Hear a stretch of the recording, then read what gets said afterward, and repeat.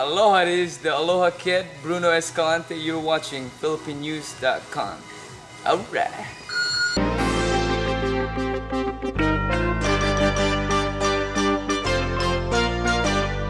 And so when you think about how large the Filipino community is, if you get your community together, you would be a tremendous force. And what happened to that 800? Well, you guys covered it. A couple years ago, there was a ballot measure to raise the quarter-cent sales tax on a temporary basis.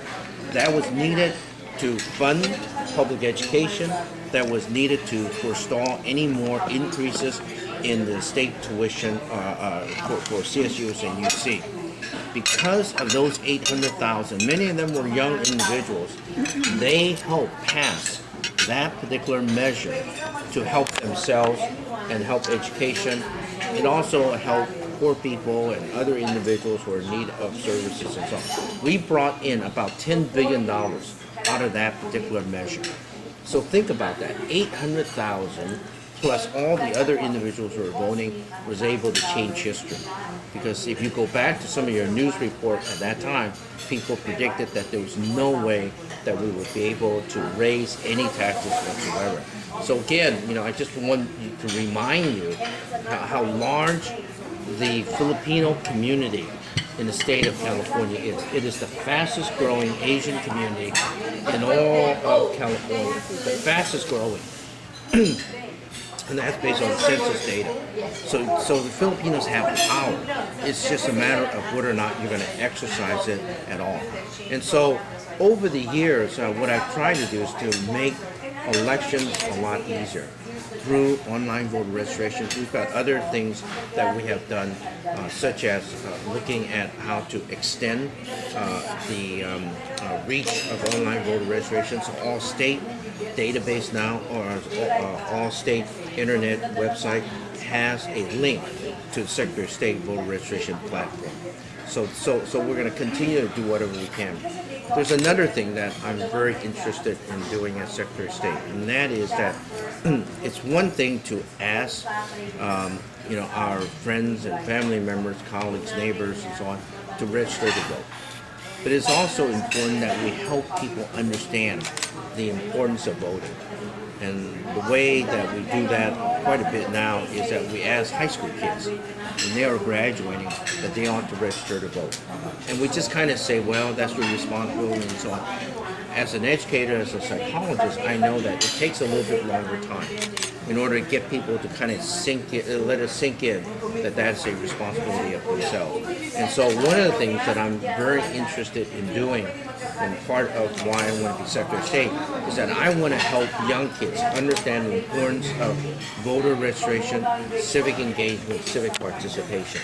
I want young kids at an early grade to start experiencing the fact that they have a responsibility to their community, to the state, to future generations. So that at young age, at second grade, third grade, fourth grade, they should be ready and interested and willing to pick up the phone and call their city council member and say, why are we doing certain things? Why is it that we don't have a significant destination in San Mateo County of the large Filipino population in some of our cities? Why is it? Why don't you do that? And I think it's just extremely important for these young kids to kind of grow up, in their sort of school years, to understand that they have that responsibility, they have that power, and they have that responsibility. So that as they, continue that progression, by the time they are going to graduate from high school, they know that they have a responsibility. And the responsibility is not only to call and complain and ask questions, but also then to register to vote and cast that vote.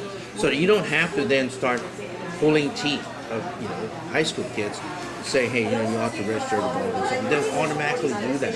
And that is something that I'm very interested in doing. The Secretary of State has money to do community outreach, to do voter education, voter outreach, and so on. I don't want to do that by myself. I want to be able to somehow provide grants to organizations, to newspapers, to other community outlets that have reaches into a particular community and partnering them in terms of doing that kind of outreach. So that's the kind of commitment that I have in terms of reaching out into the community and empowering those communities. So that's the reason why I'm running for Secretary of State.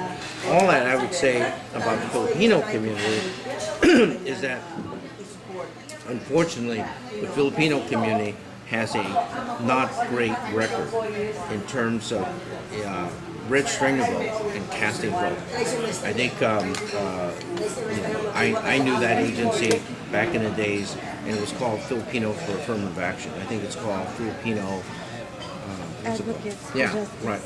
They did a study in 2008, and guess what? It is in a dismal percentage. Nearly half of the Filipinos don't even vote, and they're eligible to vote. These are Philippine-born. Half of them don't even vote in any significant way.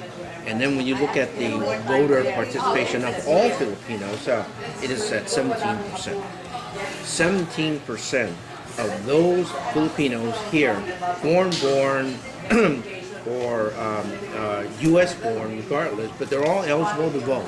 They're registered to vote. Only 70%. 1/7. Only that percentage go out and cast a vote, and that is just a horrible record. And